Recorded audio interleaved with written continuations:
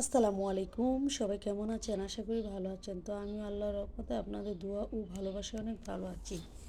তো গাছে ছোটো ছোটো দুইটা কুমড়া গাছ লাগিয়েছিলাম বারান্দায়, বেলকনিতে। তো এখান থেকে কয়েকটা পাতা পেড়ে আমি ডাল বাটা দিয়ে কুমড়ো পাতার বড়া বানাবো। তো পাতাগুলো দেখুন কত ফ্রেশ, কত সুন্দর, নিজের গাছের পাতা, সার মার ছাড়া একদম অর্গানিক, অনেক সুন্দর। তো পাতাগুলো পেরে আমি ভালোভাবে ধুয়ে পরিষ্কার করে নিব। তো দেখুন পাতাগুলো অনেক সুন্দর, বেশ অনেকগুলো পাতাই পেরেছিলাম দুইটা গাছ থেকে, নিজে লাগানো গাছ। তো এটার অন্যরকম। তো মাশাআল্লাহ কি সুন্দর দেখুন পাতাগুলো। তো ধুয়ে পরিষ্কার করে নিয়েছি একদম ভালোভাবে।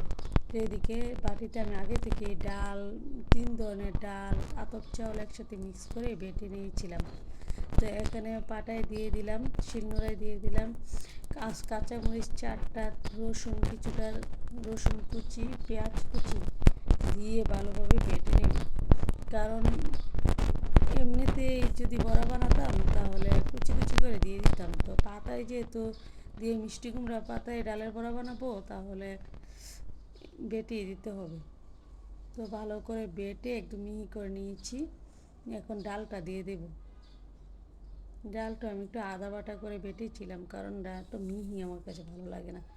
তো দিয়ে দিলাম পরিমাণ মতো লবণ, মরিচের গুঁড়া, হলুদ গুঁড়া, ধনিয়া গুঁড়া, জিরা গুঁড়াকে অল্প অল্প করে দিলাম। তারপর একটু আদা বাটা দিয়ে দিলাম, কারণ ওইখানে আদা ছিল না, রসুন, পেঁয়াজ, কাঁচামরিচ ছিল। তো সবগুলা ভালোভাবে মিক্স করে পাতাগুলা নিয়ে নিলাম। পাতাগুলা নিয়ে পাতার উপরে ভালোভাবে ডালের মিশ্রণটাকে মিশিয়ে মিশিয়ে লাগিয়ে নিব। লাগিয়ে তারপর ভাঁজ দিয়ে উল্টিয়ে পাল্টিয়ে ভালোভাবে লাগিয়ে একটা বড়ার শেপ করে নেব। বড়া শেপ করে একটা একটা করে আমি পাতা করে দেব। এবার বড়াটা বানালে যা হয় না গরম ভাত দিয়ে, কি বলবো, এত মজা লাগে বলার মতো না। তো দেখুন আমি কিভাবে দিয়ে নিচ্ছি, মানে কি বলবো, বড়াটা এইভাবে দেখা যায় যে পাতার উপর একদম দল দল করে দিয়েছি, কিন্তু এটা বাছতে গেলে এটা আর ভেঙে পড়ে যায় না, একদম পাতার সাথে থাকে, একদম মচমচা হয়, খেতেও খুব মজা লাগে, খুবই মজা লাগে। তো আমি আপনাদের দেখানোর সাথে আরেকটা দেখিয়ে দিচ্ছি। তো ভালোভাবে মিক্স ভালোভাবে পাতার মধ্যে ডালটা দিয়ে সুন্দর করে বড়া বানিয়ে নিব অনেকগুলো।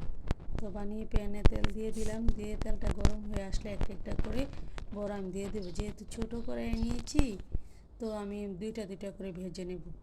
একদম উল্টে পাল্টে লাল লাল করে মোচমোচা, এতটা মোচমোচা হয়েছে, উপর থেকে মচমচা আর ভিতর থেকে একদম সফট হয়েছে। দেখুন কালারটা কতটা সুন্দর হয়েছে, পাতাগুলো একদম মচমচে হয়ে গেছিলো। তো এভাবে করে আমি সবগুলো বড়া ভেজে নেব। দেখতে যতটা না সুন্দর, খেতে তার চেয়েও বেশি মজা। তো সাথে আমি আবার কয়েকটা শুকনো মরিচও ভেজে নেব, কারণ বড়ার সাথে, ভাজা বড়ার সাথে আমার শুকনো মরিচটা খুব ভালো লাগে গরম ভাতের সাথে খেতে। তো এই তো দেখুন মরিচগুলো ভেজে নিয়েছি। তো এখন আমি গরম ভাতের সাথে সার্ভ করে নেব। মাশাআল্লাহ দেখুন কালারটা বড়ার, আর এত মচমচা হয়েছিল, আমি খালি খালি সবগুলো খেয়ে নিতে পারবো, মানে এতটা মজা লাগছিল। তো আমি খেয়ে নিচ্ছি গরম ভাতের সাথে, কি বলবো আপনাদের, এতটা মজা লাগছিল।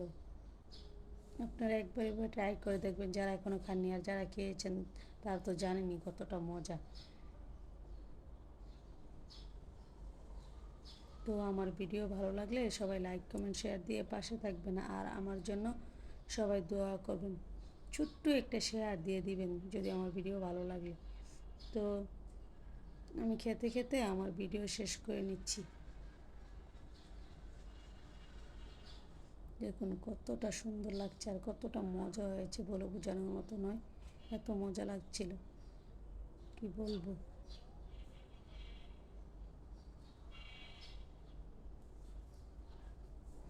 সবাই ভালো থাকবেন, আল্লাহ হাফেজ, আসসালামু আলাইকুম।